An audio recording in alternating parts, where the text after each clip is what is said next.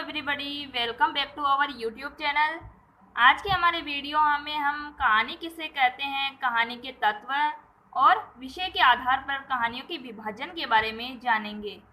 तो सबसे पहले आप अगर वीडियो पर नए हो तो वीडियो को लाइक कर ले और चैनल को सब्सक्राइब कर ले और वीडियो को अपने दोस्तों के साथ शेयर जरूर करें। तो चलिए देखते हैं कहानी किसे कहते हैं। सामान्य बोलचाल की भाषा में कथा और कहानी शब्द एक पर्याय के रूप में जाने जाते हैं। कहानी का शाब्दिक अर्थ है कहना। इसी रूप में संस्कृत की कथ धातु से कथा शब्द बना, जिसका अर्थ होता है कहने के लिए प्रयुक्त होना। कथ्य एक भाव है जिसे प्रकट करने के लिए कथाकार या कहानीकार अपने मस्तिष्क में एक रूपरेखा बनाता है और उसे एक सांचे में ढालकर प्रस्तुत करता है, वही कथा या कहानी कहलाती है। इस प्रकार यह कहानी की परिभाषा हुई।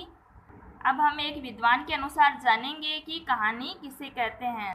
तो हम जानते हैं मुंशी प्रेमचंद क्या कहते हैं कहानी के बारे में, उनके क्या विचार हैं। और मुंशी प्रेमचंद को क्या कहा जाता है? कथा सम्राट कहा जाता है। यह बात ध्यान रखने योग्य है। कहानी एक ऐसी रचना है जिसमें जीवन के किसी एक घटनाक्रम या मनोभाव को प्रदर्शित करना ही लेखक का उद्देश्य रहता है। इस प्रकार अगर आपको एग्जाम में कहानी की परिभाषा या कहानी किसे कहते हैं इस प्रकार का कोई भी क्वेश्चन आए, तो अगर किसी विद्वान के अनुसार दी गई परिभाषा को लिखते हैं तो इम्प्रेशन बढ़ता है उसमें। तो यह थी कहानी की परिभाषा। अब हम देखते हैं कहानी के तत्व। कहानी का पहला जो तत्व है वह है कथा वस्तु। तो कथा वस्तु हम किसे कहेंगे? मानव जीवन, जीव जंतु या किसी भी पार्थिव अथवा अपार्थिव वस्तु के जीवन काल में घटी किसी घटना, भाव या विचार के वर्णन को क्या कहते हैं? हम कथा वस्तु कहते हैं। फिर कहानी का दूसरा तत्व है क्या? पात्र एवं चरित्र चित्रण। तो इसमें क्या आता है कि पाठक के हृदय में, मतलब जो कहानी पढ़ता है उस पाठक के हृदय में कहानी के पात्रों के प्रति सहानुभूति एवं पात्रों की सृष्टि पूर्ण स्वाभाविक सजीव व्यक्तित्व संपन्न कहानी के मूल भाव के अनुकूल होनी चाहिए और जो प्रधान पात्र के चरित्र के किसी मार्मिक अंश का उद्घाटन करने वाली होनी चाहिए, जिससे कि क्या कहानी क्या उत्कर्ष हो। तीसरा इसके अंदर है कथोपकथन। तो कथोपकथन किसे कहेंगे हम? जिसे हम क्या संवाद भी कहते हैं। कहानी में महत्व की दृष्टि से कथा वस्तु और पात्र के उपरांत कथोपकथन का स्थान माना जाता है। फिर है भाषा शैली। तो भाषा शैली में क्या है? कहानी को सजीवता प्रदान करने के लिए क्या भाषा का विशेष महत्व है। ऐसे भाषा सही होती है तो क्या कहानी भी अच्छी लगती है। और कहानी के सौंदर्य का विधान शैली का माध्यम है क्या? भाषा शैली। फिर पांचवा है देश काल या वातावरण। किसी न किसी संबंध में या कहानी का संबंध किसी न किसी देश काल या परिस्थिति विशेष से अवश्य रहता है, इसलिए देश काल में परिस्थिति का चित्रण अवश्य माना जाता है। तो कहानी के एक तत्व के रूप में क्या है? उद्देश्य।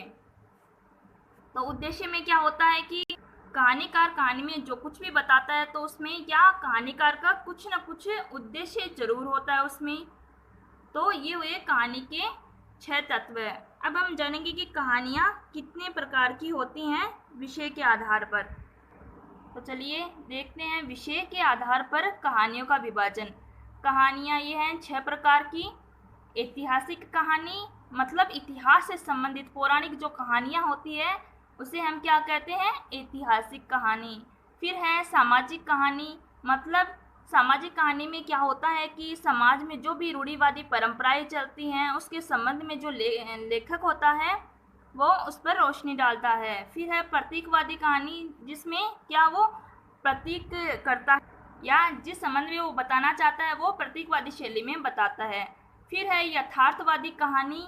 यथार्थवादी कहानी में आता है आज के युग में क्या बातें चल रही है और यथार्थ के बारे में उसमें क्या वर्णन होता है। फिर है मनोवैज्ञानिक कहानी।